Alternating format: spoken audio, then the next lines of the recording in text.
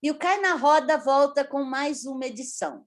Aliás, um programa feito por mulheres na semana do Dia Internacional da Mulher merecia isso mesmo, porque o Dia Internacional da Mulher é comemoração de luta, não é comemoração de bobs. Para essa edição, a presença de uma guerreira, Sâmia Bonfim, tão nova e já tão escolada na luta, que, aliás, pode dar até algumas ideias de como que a gente enfrenta esse mundinho que a gente está enfrentando hoje. Sâmia, deputada federal, 30 anos de idade, menina ainda, desculpe falar assim, mas eu quero fazer a primeira pergunta para você.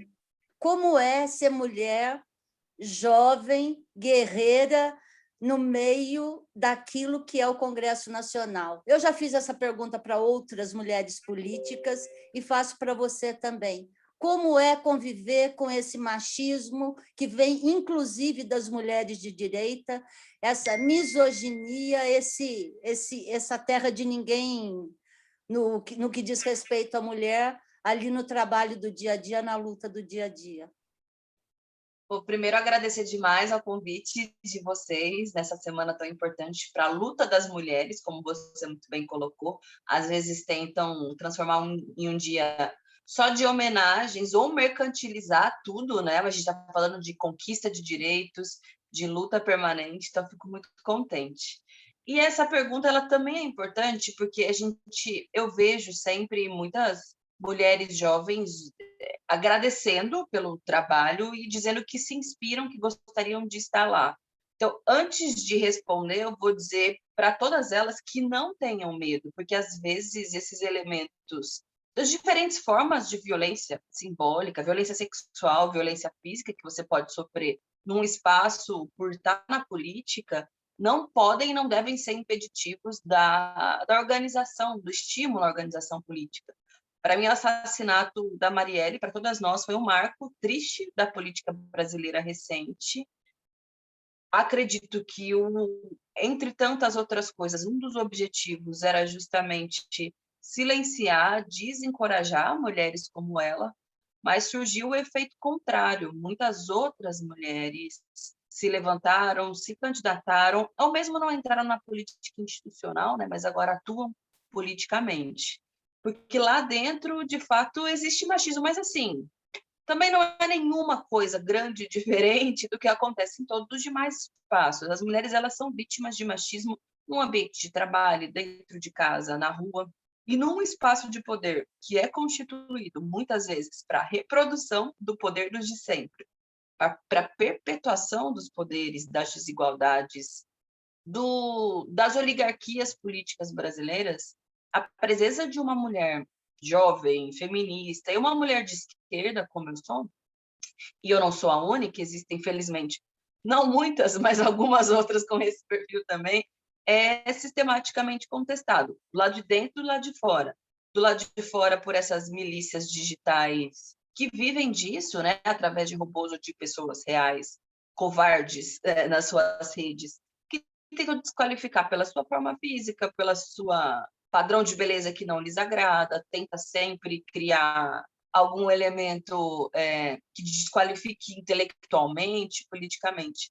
E lá dentro tem de tudo, desde simplesmente não ouvirem absolutamente nada do que você tem a dizer, de te tratarem mal, de te desqualificarem na sua intervenção política, te interromperem, fazerem questão de gritar, ter um converseiro enquanto você está fazendo a sua fala na tribuna, maior dificuldade de te ouvir, principalmente em espaços de decisão. Eu fui líder do PSOL no ano passado.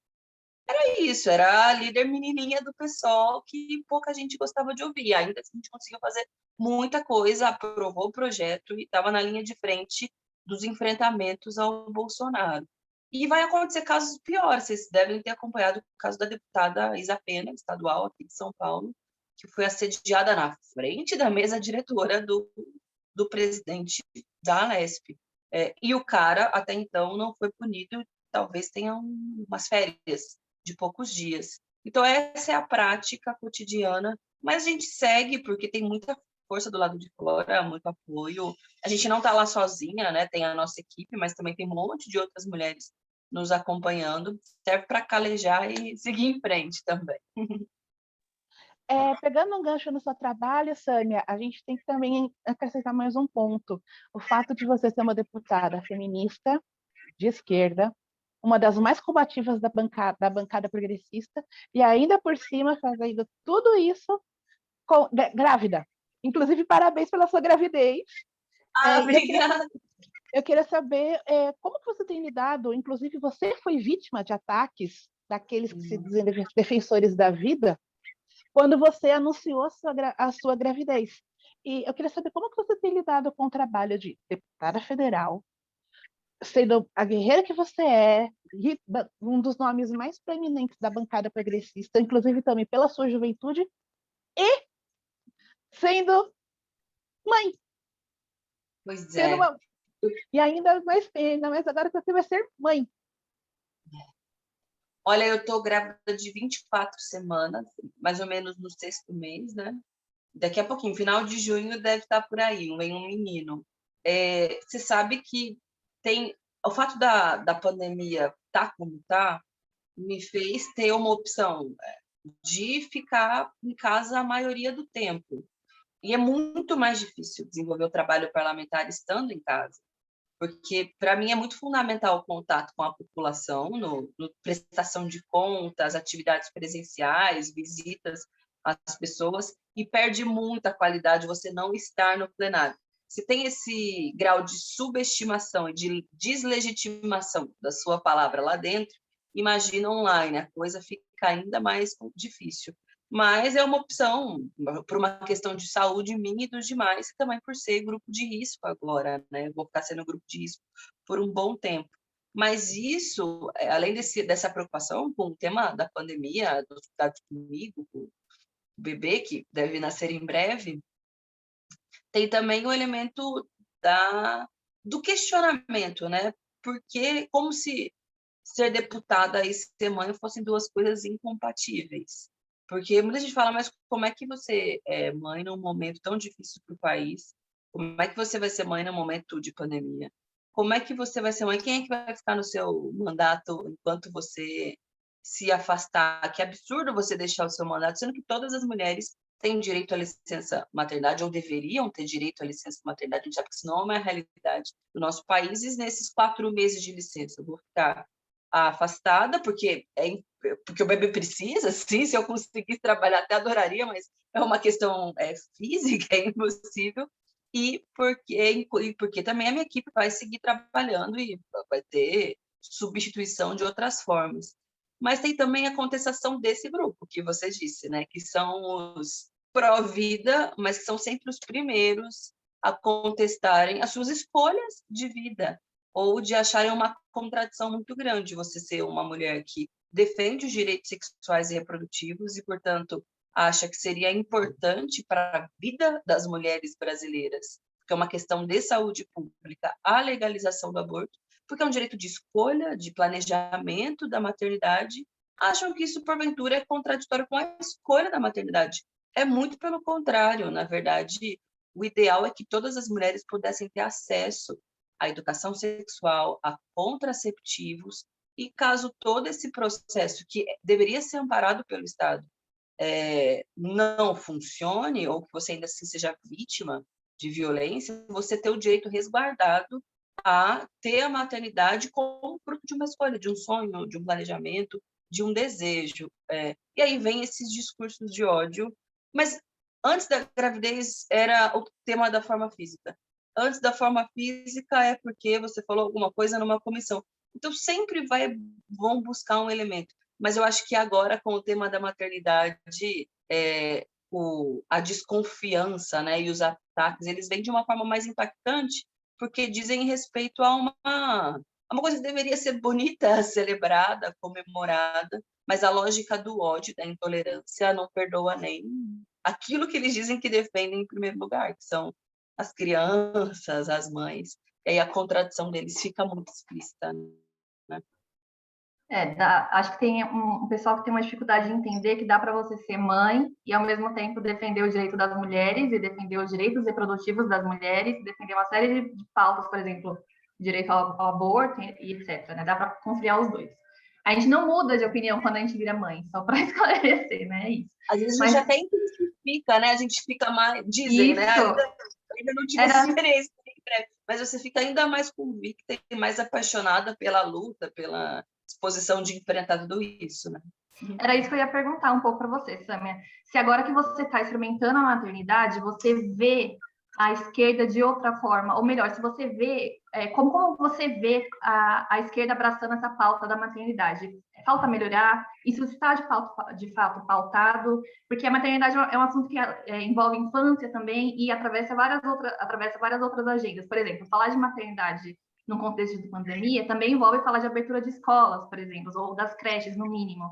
E a esquerda, de maneira geral, pelo menos os deputados e vereadores que eu sigo são todos aqui da minha rede, são todos contra a abertura por motivos óbvios, né? E aí as mães se sentem meio que abandonadas nesse contexto. Então, como que você vê o olhar da esquerda para esse lado da maternidade? Olha, precisa avançar. E eu vejo até por uma experiência que está acontecendo comigo mesmo. Eu, no meu mandato, já pegava algumas pautas relativas à maternidade, à primeira infância, a mães de crianças com deficiência, o tema do direito ao parto humanizado, a luta contra a violência obstétrica. Mas, de fato, não tinha condição de compreender a gravidade dessa situação no país enquanto ainda não passei por essa experiência. E talvez porque mesmo na esquerda existe quase uma hegemonia. Agora, claro, tem bravos exemplos de mulheres que contestam isso, mas tem uma presença muito mais forte de homens também, né, como lideranças, dirigentes, ou reconhecidos no seu trabalho político. Esses temas não são tão centrais e deveriam ser, né? Como você bem disse, a pandemia, ela explicitou a necessidade de a gente debater o trabalho reprodutivo, o trabalho dos cuidados, que é tudo que diz respeito à vida doméstica, ao cuidado com os filhos e aquilo que não tem a ver com o mercado de trabalho. Tudo que é o trabalho, mas trabalho não remunerado.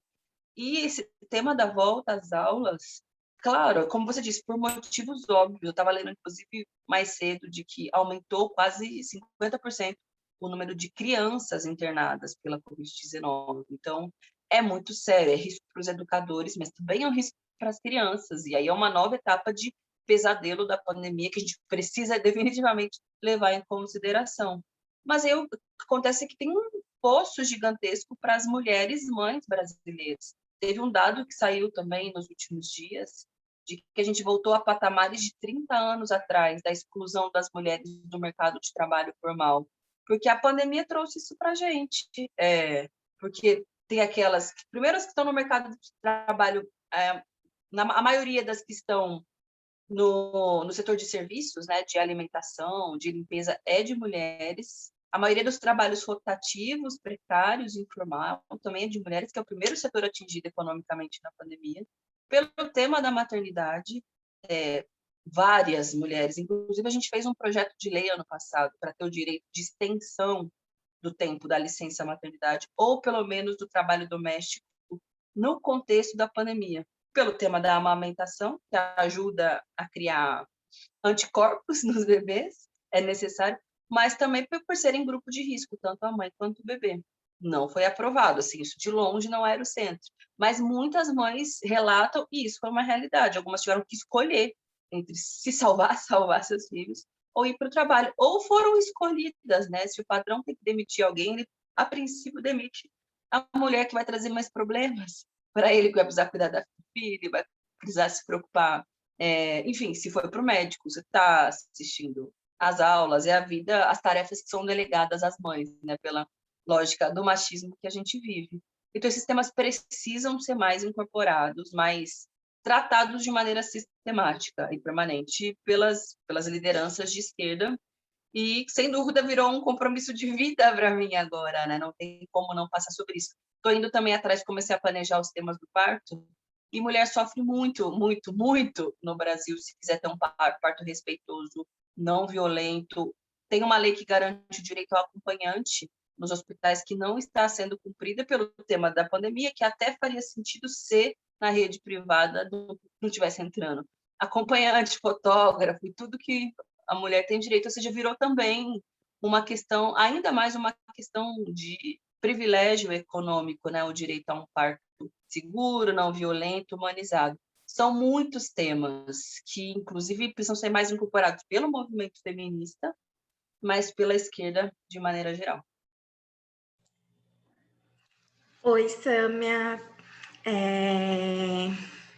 Voltando agora, a gente está na Semana da Mulher e eu acho que no dia 8, uma das manchetes que mais chamaram a atenção foi o fato que a ministra, né, da Mulher, da Família e dos Direitos Humanos usou apenas 1/4 da verba para combater a violência contra a mulher. E aí, o seu mandato, todo mundo, quando fala de Sâmia Bonfim, fala a do mandato feminista. Então, eu queria muito que você me contasse sobre alguns projetos do seu mandato que ilustram essa luta feminista e contra esses retrocessos que a gente vem vivendo há 2 anos e que agora os dados mostram isso mais claramente, principalmente no que envolve a violência contra a mulher, que também foi muito evidenciada agora na pandemia, né? Aumentou muito também, infelizmente. Obrigada pela pergunta, e você comentou isso de 1/4 de aplicar, né, 1/4 do dinheiro reservado para o Ministério. A previsão para esse ano é pior, porque tem só 100 milhões de reais destinados para a Casa da Mulher Brasileira. Do ponto de vista da estrutura da Casa da Mulher Brasileira, é nada, não dá para abrir Malemar em 1, 2 cidades, sem equipamento, sem montagem, ou seja, não vai ter expansão da rede de enfrentamento à violência. E para o restante das políticas de enfrentamento à violência, o orçamento é simplesmente zerado. A bancada feminina estava se reunindo nos últimos dias para tentar alterar essa lógica no orçamento e, ao mesmo tempo, eles estavam pedindo para que a gente enviasse parte das nossas emendas individuais a que os deputados têm direito para conseguir ter algum dinheiro para a política de mulheres no ano de 2021. É uma situação muito dramática. E aí a gente sempre busca criar projetos de lei ou atuar na fiscalização também para avançar, ou pelo menos tentar conter essa situação tão dramática. Por que eu falo isso? Porque existem uma série de projetos de lei já bastante interessantes, ou mesmo uma legislação que precisa sempre avançar, mas que está aí, mas o fato é que não é cumprida. A própria Lei Maria da Penha, ela é uma lei muito consolidada, elogiada a nível internacional, mas só 10% das cidades brasileiras têm algum equipamento de acolhida a mulheres vítimas de violência. E aí a gente geralmente lembra dela no ponto de vista da punição ao agressor, que, enfim, é necessária, retirada do ambiente doméstico, mas a mulher fica como? A mulher que passou por uma situação como essa. Então, eu tenho um projeto que pensa, vou citar alguns deles, né, mais específicos sobre o tema da violência, pensa possibilidades para o poder público abrigar essas mulheres vítimas de violência, considerando que só temos 10% dos municípios que contam com espaços assim, no contexto da pandemia. Eu até ganhei um prêmio no ano passado, o Prêmio Viva, da revista Marie Claire, por ter elaborado esse projeto, que sugere que o governo possa fazer parcerias com hotéis e pousadas, disponibilizar equipes multidisciplinares, porque as mulheres têm o direito ao isolamento do agressor e ao isolamento social sanitário também no contexto de pandemia, para que elas não se contaminem e não contaminem a vida dos seus filhos. Também tem um projeto que estimula a presença ou a obrigatoriedade de currículo de disciplina escolar que aborde o tema da violência doméstica. E aí não precisa, e aí pode ser inclusive elementos alternativos, extracurriculares, debate nas aulas de ciências sociais e filosofia, enfim, que isso seja parte do cotidiano escolar, porque é dentro da escola, muitas vezes, que algumas educadoras identificam que as crianças passam por violência, e muitas delas adorariam, mas às vezes não sabem nem o que fazer, porque também as próprias educadoras não foram instruídas, e os alunos precisam crescer com uma outra cultura não machista. Tem um programa de prevenção à violência obstétrica, que diz respeito a garantir, de fato, a presença de acompanhante, a liberação de dados ou do SUS ou do plano de saúde, para que as mulheres saibam anteriormente os índices de violência obstétrica, os índices de cesariana, de episiotomia, enfim, de procedimentos que não necessariamente seriam obrigatórios para as mulheres poderem realizar o parto. Tem um projeto também de ampliação do tempo de licença maternidade e da licença parental, que é os homens também terem licença. Imagina, estava conversando com o Glauber, né, que é meu companheiro, pai do meu filho, ele vai ter 4 dias de licença, eu vou ter 4 meses. Então, assim, ele vai seguir trabalhando corda toda no momento em que o nível de cuidado, de dedicação que eu tenho, que ele tem que ter com o bebê também, é muito grande. E isso é a realidade dos homens, das mulheres brasileiras. Então, pensar um pouco essa divisão, compartilhamento de tarefas no cuidado com os filhos. São alguns dos projetos, tem relativos também a outros temas que estão todos nas nossas redes, para as pessoas acompanharem. Samia, uma coisa que eu tinha separado aqui, que eu gostaria que você entrasse, você acabou falando, que é a Lei Maria da Penha nas escolas. Além da questão da violência sexual, você acha também importante que, além do enfrentamento da violência sexual, também volte a questão da educação sexual nas escolas para enfrentamento da violência contra meninas e meninos? Com certeza, e é até constrangedor o quanto esse tema é polêmico e tabu, né? Como eu fico brincando, eles são os fanáticos da ideologia de gênero, que criaram esse termo e sempre recorrem a ele numa militância meio frenética anti-mulheres. Porque existe, por parte do setor conservador, fundamentalista, uma ideia completamente descabida de que abordar esses temas com os jovens e os adolescentes significaria ou uma sexualização precoce ou um estímulo a uma prática sexual não heterossexual, né? Enfim, como se fosse estimular as crianças a escolherem gostar das pessoas do mesmo gênero ou de performar um outro gênero, enfim, virarem transexuais, o que é uma grande bobagem, não tem nenhum embasamento científico, ninguém escolhe a sua orientação sexual, e ainda que fosse uma escolha, o papel dos demais é simplesmente respeitar, aceitar, acolher, porque não te diz respeito, não te ofende, não te machuca em nenhum aspecto. Por outro lado, esse conteúdo adaptado para as idades, se for criança pequena é de um jeito, se for criança não tão pequena é de outro, para adolescente de outro jeito, com materiais didáticos disponíveis, diferentes instrumentos pedagógicos, com um debate franco, isso possibilita, sim, que meninos e meninas cresçam com uma outra concepção, as meninas conhecendo o seu próprio corpo, os seus direitos, o seu ciclo reprodutivo, e os meninos entendendo que não devem violar as meninas, ou então elas sabendo que devem procurar ajuda, que não é natural que a mãe delas passe por violência dentro de casa e que eles não naturalizem, porventura, quando seus pais também são a figura do agressor. Não tem por que ter medo, né, de uma outra cultura não machista, de desestimular as crianças a crescerem como agressores ou vítimas de violência. Mas é impressionante como sempre o conservadorismo empantana esse debate, dificulta uma coisa que deveria ser tão óbvia, que agora até a grande mídia, né, as redes de televisão estão começando a incorporar programas educativos nesse sentido, chamadas. Isso deveria ser um elemento mais presente na nossa cultura, e as escolas é onde as crianças passam a maioria do tempo, aprendem uma série de valores também. Esse, com certeza, é um dos valores que deveriam ser ensinados ou refletidos na sala de aula, né?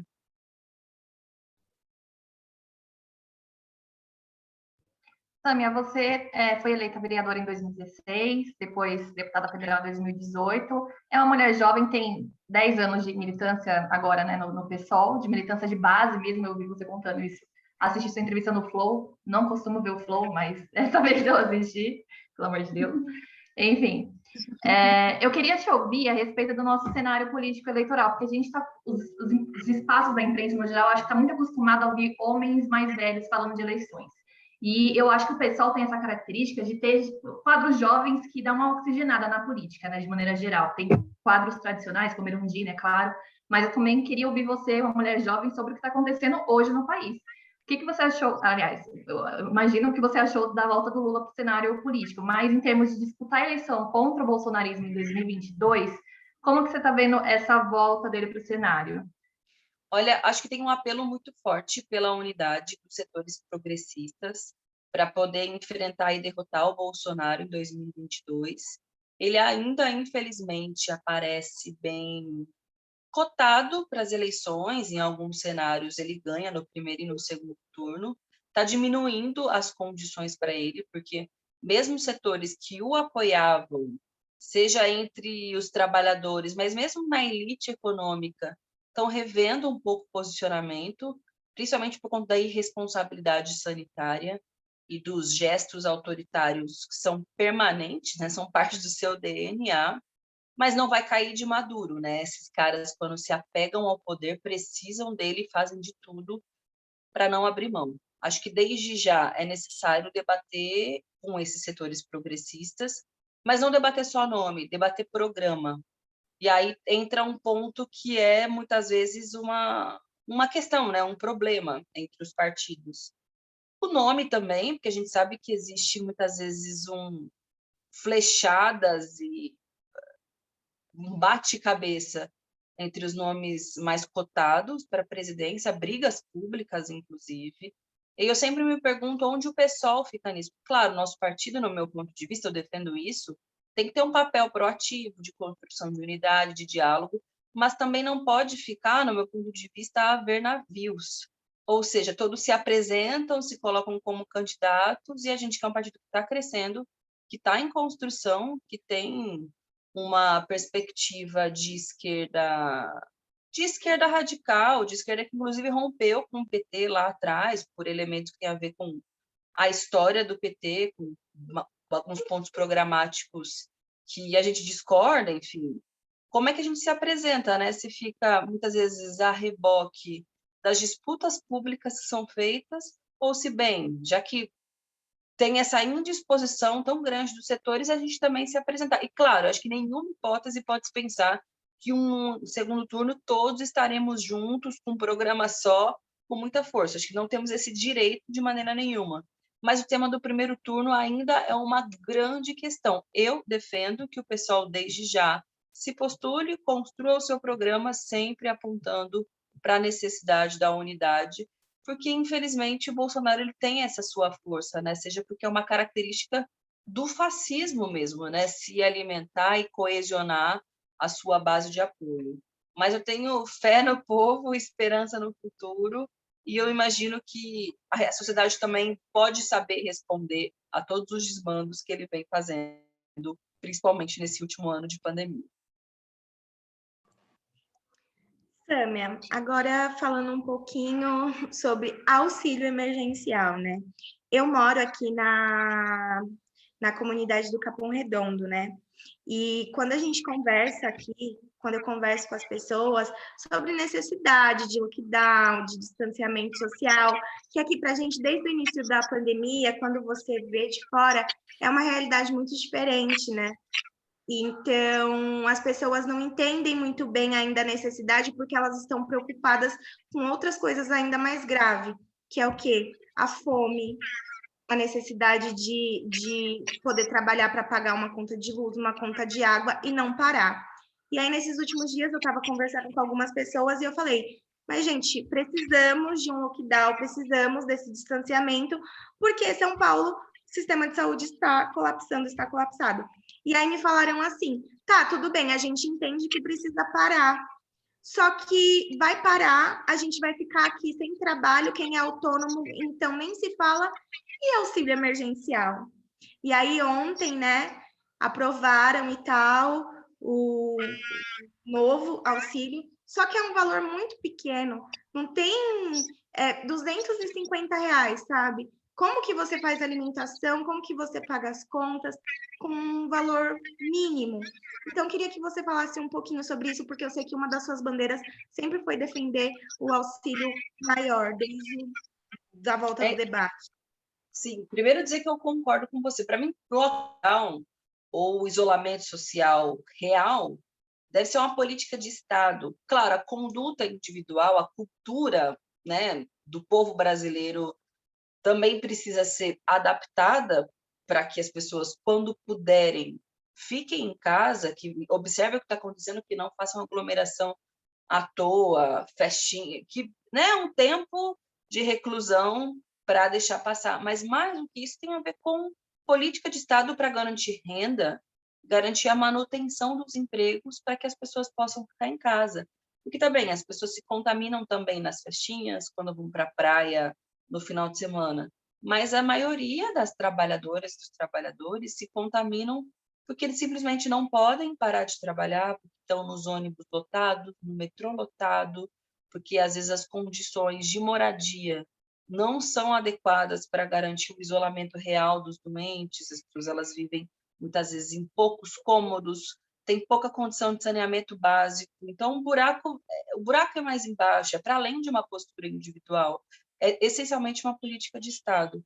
E não houve esse esforço por parte do governo federal desde o início. Mesmo o auxílio emergencial foi fundamental em 2020, atingiu cerca de 65 milhões, pouco mais, um pouco menos, de brasileiros no ano passado.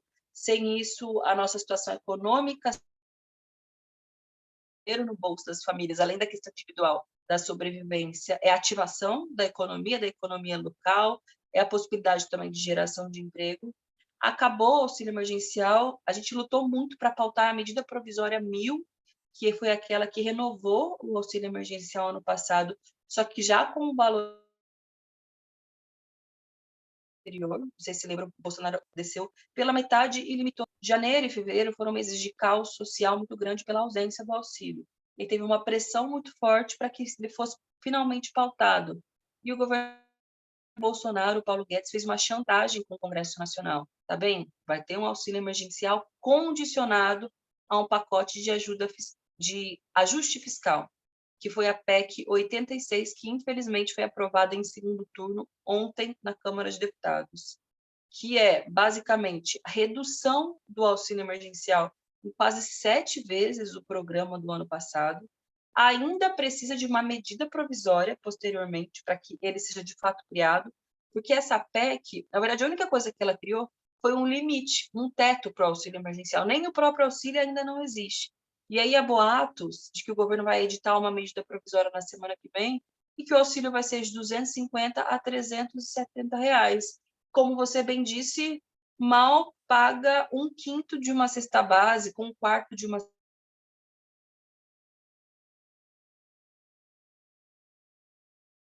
cesta básica, dos básicos, para sobreamento de salários, de contratação de servidores até 2036, gente, é muito tempo, são 15 anos. E esse é o presente que o Bolsonaro está dando para as enfermeiras, médicas, professores, policiais que estão se matando na pandemia. No Brasil, morre uma enfermeira a cada 19 horas. As professoras, a gente comentou sobre isso, trabalhando muito no trabalho remoto, policiais, inclusive, supostamente, é o setor que o Bolsonaro gosta de dialogar, traiu completamente, tá? As traças, as moças, e também não tem mais direito à contratação em concurso. Como é que vai acontecer num país em que já está super caótico o sistema de saúde e os serviços públicos? Foi muito grave o que aconteceu ontem, porque achatou o auxílio emergencial, que deveria ser no mínimo de R$600, e ainda trucidou os serviços públicos. A gente está vendo um capítulo muito grave da nossa história. Tudo isso foi aprovado em 3 dias, uma alteração constitucional, isso nunca tinha acontecido, mas é um pouco do que está por vir esse ano. Eles aproveitam esse contexto de caos social, de, naturalmente, desarticulação da sociedade, porque as pessoas estão preocupadas que os seus estão morrendo, para passar boiada, como eles mesmos apresentaram no ano passado. A gente ainda vai ter mais uma etapa no Senado, mas, enfim, pouco provável que esses itens sejam revertidos e a gente tem que ficar muito atento, porque vai vir um pacotão de projetos de ajuste até o final do ano que são muito ruins para os trabalhadores. Eu gostaria que você comentasse também, Tânia, sobre essa derrubada da tese da legítima defesa da honra, que justamente é um tema, um ponto que é muito usado como justificativa para que se cometa feminicídio. Como que você vê o STF? Você mesma comentou que isso é uma vitória das mulheres. digamos que é um raro respiro diante de um cenário tão conturbado. Eu gostaria que você comentasse a respeito. Eu acho que é isso mesmo, é um raro respiro num cenário tão conturbado. Também mostra o quanto, às vezes, o próprio Congresso Nacional demora, né, para tratar de temas tão fundamentais, e muitas vezes é o próprio Supremo que concede, principalmente para os direitos das mulheres, das LGBT, isso é uma constatação da realidade brasileira, e é uma vitória, mas, ao mesmo tempo, meu Deus, é quase inacreditável. Em 2021, a gente derrubar a tese da legítima defesa da honra, sendo que se avançou, pelo menos do ponto de vista da compreensão jurídica, legal, a própria consciência das mulheres sobre o seu papel no mundo, o seu direito a não viver em violência. Isso é assustador, mas ainda havia muitas decisões judiciais que livravam os agressores, justamente porque isso responde a uma lógica de propriedade, né, de mulheres como posse dos homens, de que precisam obedecer um padrão e a um comportamento que é completamente subjetivo, o julgamento, seja pela roupa, pelo jeito que ela é, pelas relações humanas, sociais que ela tem, ou por absolutamente nada disso, simplesmente uma conclusão violenta a partir das suas inseguranças, da lógica de relacionamento que ele criou para si mesmo. Quantas mulheres foram vitimadas e suas famílias injustiçadas depois sem punição? Acho que é uma vitória fundamental, é aos poucos, mas, como eu disse, temos muito ainda, muito para avançar, principalmente do ponto de vista da prevenção, né, das mulheres não chegarem a serem vítimas de violência e muito menos de feminicídio, que, como a gente já mencionou, aumentou muito agora no contexto de pandemia. A gente precisa ter capacidade de dar novas respostas, porque quanto maior a crise social, sanitária, mais as mulheres sofrem, inclusive com violência, né? E não é um fator menor, porque daí tem uma dupla pandemia, a pandemia da Covid, mas também a pandemia do feminicídio no país, infelizmente. Sâmia, nós temos um presidente que faz uma live semanal, todas as quintas-feiras, e em cada pronunciamento de live ou cada conversa com seus seguidores, ele deixa entrever que existe, ele tem tudo na mão, que ele tem que ele é quem manda e sugere que é capaz de um golpe. Ele fez isso mais de uma vez, ele fez essa sugestão mais de uma vez, ele colocou dentro de cargos chaves, ele colocou milicos e continua fazendo nessa bravata, né? Qual é a sua avaliação enquanto deputada e dentro daquele universo ali que você convive com tantos colegas, com tantos congressistas? Como você vê isso? Você acha que existe essa possibilidade ou é só isso mesmo, bravata? Acho que se ele pudesse, tivesse condições políticas, tivesse poder, ele já teria implementado o fechamento do regime no Brasil. Ele não enganou ninguém, né? Ele sempre defendeu a ditadura, mesmo eleitoral. A gente alertou muito isso. Achavam que era bravata ou que era um elemento secundário. E isso também, esse objetivo dele é muito claro, por exemplo, na aprovada ontem. Ele só poupou o setor das Forças Armadas, justamente esse que ele vem fortalecendo, porque você precisa dele para conseguir constituir o seu poder e criar as condições de perpetuação. Tem hoje uma disputa dentro do governo, dos espaços, né, dos cargos, entre o Centrão e os militares, e ele vem colocando uma queda de braço, inclusive com o mercado, para colocar os dele, como, por exemplo, aconteceu no caso da Petrobras, que, enfim, os investidores ficaram bastante incomodados. Aquilo não tem nada a ver com mudança de política de preço, aquilo tem a ver com a perpetuação de alguém direto da ala dos militares num setor estratégico do país. Acho que a gente tem sabido responder em unidade de ação, é uma unidade ampla de muitos setores da sociedade a gestos autoritários, seja de intervenção nas universidades, de ameaça a servidores, como a gente viu com o reitor da Universidade Federal de Pelotas, na última semana, ataques a jornalistas, que desde eu lembro do caso do Glenn, que foi o caso mais conhecido, mas tem tantos outros jornalistas que são ofendidos e legitimamente, aliás, efetivamente censurados pelo governo Bolsonaro, seja através alimentando esses grupos paramilitares, e aí a resposta que foi dada ao deputado Daniel Silveira foi também muito importante, porque aquilo seria a naturalização, mas eu não acho que o Bolsonaro tenha desistido dos seus planos. Existe essa contenção de um setor amplo da sociedade, mas quando ele puder, inclusive ele aposta no caos social, essa é a minha leitura, aposta no caos social, para poder ir para cima. Mesmo o tema do lockdown, li há esses dias uma discussão. Claro, o lockdown como medida de isolamento social, uma medida sanitária é fundamental, mas ela também abre margem para o espaço da repressão e do autoritarismo. E o Bolsonaro só vai abraçar o lockdown realmente quando ele puder ver nisso uma oportunidade. É claro, são às vezes análises muito pessimistas e alarmistas da situação, mas a gente não pode desconsiderar que tem um fascista mesmo à frente da presidência da República, em que as vidas não valem absolutamente nada, que passa por cima de tudo e de todos para salvar os seus próprios filhos e implementar o seu programa autoritário. Por isso, a nossa vigilância permanente é fundamental, e mesmo a necessidade de aliar de combate à crise com a saída do Bolsonaro, né? Enquanto ele estiver no poder, isso vai ser um risco permanente, sem dúvida. E aí também tem aquele outro debate, 2022. Se ele chegar até lá, não há, assim, nada que justifique um esforço, que não justifique um esforço como o nosso para derrotar esse sujeito nas eleições presidenciais. Eu vou fazer uma pergunta seguida. Vocês me desculpem, meninas, mas eu preciso. Quantos crimes precisam ser perpetrados por Bolsonaro para que o Congresso coloque na pauta o impeachment, na sua avaliação como congressista?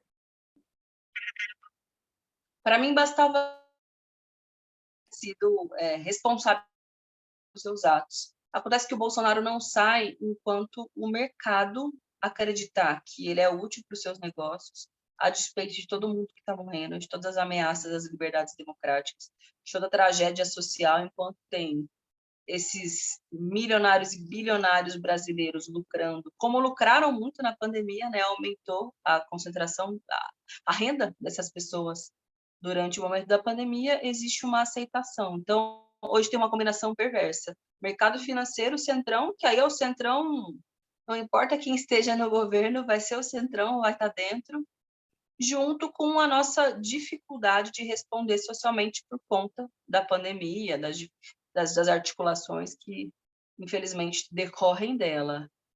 Tem uma mudança de humor, ainda tímida, por parte do mercado, mas ele segue firme e forte, infelizmente, no Congresso Nacional. E eu sempre digo, todo criminoso tem seus cúmplices, e nesse caso, o cúmplice tem sido o Congresso Nacional, que não responde à altura. A primeira grande resposta necessária, à altura que teve, foi com relação ao Daniel Silveira.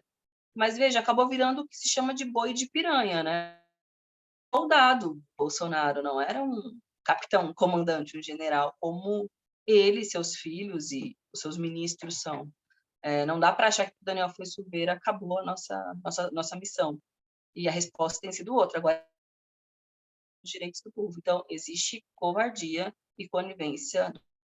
Claro que não todos os deputados, tem muitos que estão desde a primeira hora ali questionando, pautando o impeachment.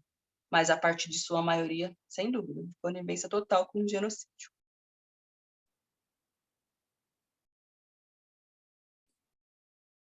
Quem? Será que você eu de novo? Sâmia, quando a gente discute... deixa eu colocar de outra forma.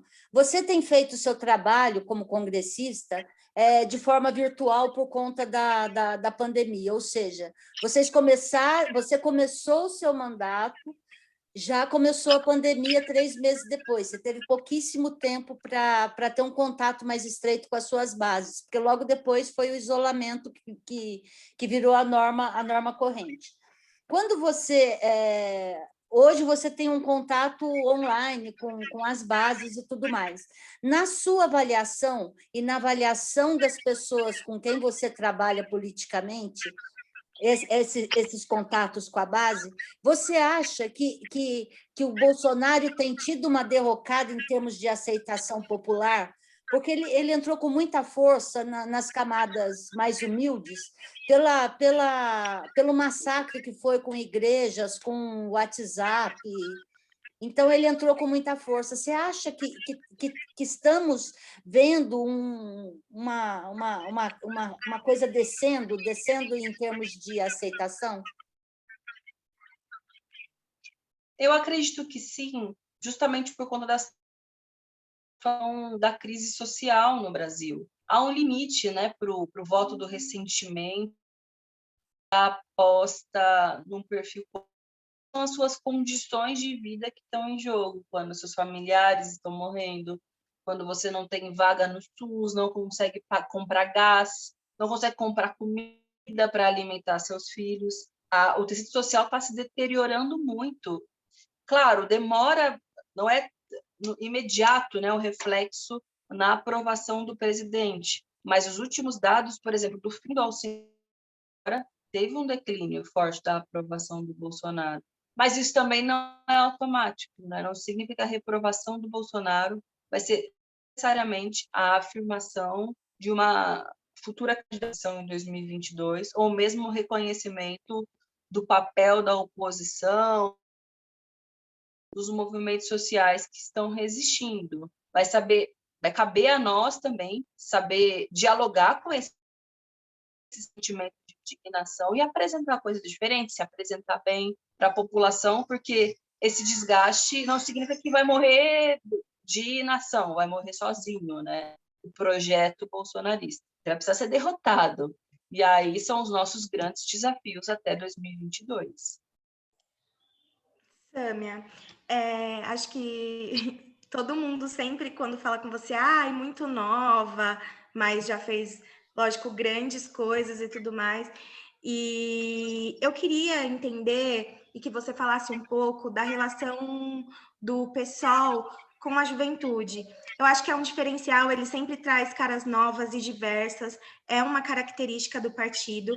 E aí eu queria que você falasse um pouco sobre isso e como que a juventude é importante, principalmente em momentos como esse, né, em que a gente vive hoje. O PSOL, de fato, é um partido que cresce muito na juventude. Um bom exemplo disso foi as eleições para a prefeitura no ano passado, do Guilherme Boulos com a Luiz Erundina.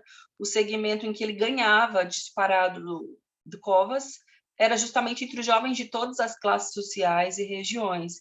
Acho que tem a ver com a linguagem, acho que tem a ver com o fato de ser um partido de esquerda em ascensão, assim, em crescimento, né? Cresceu muito nos últimos anos, de um público que talvez não tenha visto ou vivenciado outras experiências de esquerda e, portanto, apostam no PSOL.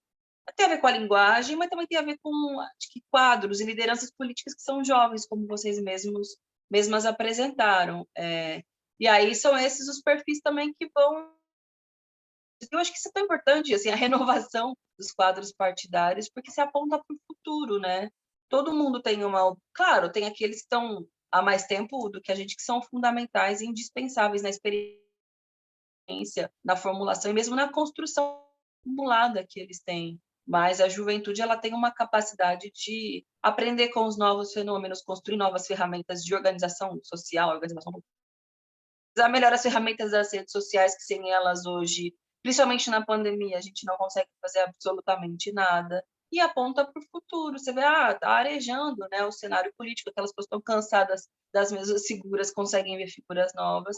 Eu acho que isso é uma característica muito legal do PSOL, e eu mesma sempre procuro dar espaço para filiar novos jovens, fazer política mesmo para esse setor da sociedade. Volte mesmo. Muito importante, dar um alívio, né, um respiro para o futuro mesmo. Sam, eu tenho uma última pergunta para a gente te liberar. Eu comentei com as meninas antes da entrevista e eu gostaria que você comentasse isso. A Venezuela já entrou com o segundo pedido para a ONU interferir na política brasileira por conta da pandemia. como que você, como congressista, vê isso? Isso arranha a imagem do Brasil ou Venezuela está tão massacrada no mundo que não faz cosquinha na nossa reputação mundial? Como você analisa isso? Acho que faz uma cosquinha boa, na verdade, na nossa reputação, justamente por esse elemento. Até mesmo um país que não é benquisto nessas relações diplomáticas da democracia liberal mundial, faz essa contestação, porque não é sozinha, né? Não é só a Venezuela que faz o questionamento. Existem boicotes, inclusive, de relações comerciais e também diplomáticos, de diversos países europeus, de líderes reconhecidos, aceitos e benquistos no cenário internacional. O Brasil virou um pária na própria Organização das Nações Unidas. Tem um descontentamento dos demais líderes da América Latina, que é onde sempre teve uma boa relação do ponto de vista do seu papel, da sua grandeza. E agora, com o tema das vacinas, a gente observa um cerco internacional se formando maior, né? Porque tem tanto as indústrias farmacêuticas, os laboratórios, que desenvolveram as vacinas e que viram uma postura de desdém por parte do governo brasileiro, ou mesmo lideranças internacionais que estão observando seus estoques e estão, de algum modo, refletindo se, bom, vou utilizar esse meu estoque de vacina para enviar para o Brasil, para a América Latina. O próprio Biden, que também de pouco não tem nada, quer restabelecer, né, as relações dos Estados Unidos com o Brasil para seguir com seu papel hegemônico também de manutenção do imperialismo, está estudando colocar uma dose extra, doar para o Brasil, ou nem que seja furar a fila, enfim, destinar para que chegue no Brasil que está sem vacina nenhuma. Tem um cerco internacional, eu costumo dizer que a gente precisa apostar bastante nisso, nesse cerco internacional, para também ter forças de fora para dentro. Nós mesmos estamos também organizando, a gente deve protocolar já na semana que vem, nós, do PSOL, né? Cartas direcionadas para a ONU, para o Parlasul, para o Congresso Europeu, para os demais países do mundo, os demais continentes, para apresentar um pouco qual é a situação do Brasil, pedir, sim, ajuda no tema das vacinas. Os governadores também estão fazendo isso. Às vezes, eles individualmente estão entrando em contato nessas relações diplomáticas para tentar furar a boçalidade que tem hoje na presidência da República e no Ministério da Saúde. Então, acho que arranha bem a imagem do Brasil, é uma vergonha, mas para tentar ser otimista, né, no momento de caos, pode ser um elemento bom para destravar um pouco a situação sanitária brasileira. Perfeito, Sâmia. Obrigada. Queria muito, em nome da equipe, agradecer a você. Eu não fiz a apresentação inicial, vou fazer no final. Você conversou com a Tatiane Correia, com a Cíntia Alves, Ana Gabriela de Sales e eu, Lourdes Nassif. E aqui, representando o GGN, eu digo que estamos de portas abertas para você. Quando quiser que a gente passe o seu recado adiante, pode contar conosco. Muitíssimo obrigada, eu adorei o nosso papo. Obrigada pelo convite também, estou sempre à disposição para o que precisar para a gente seguir construindo junto, gente. Obrigadão e desculpa a falha técnica que teve na internet. Obrigada, Sâmia. Obrigada, Sâmia. Gente, obrigada, tchau, bom trabalho, boa tarde para vocês. Tchau, obrigada.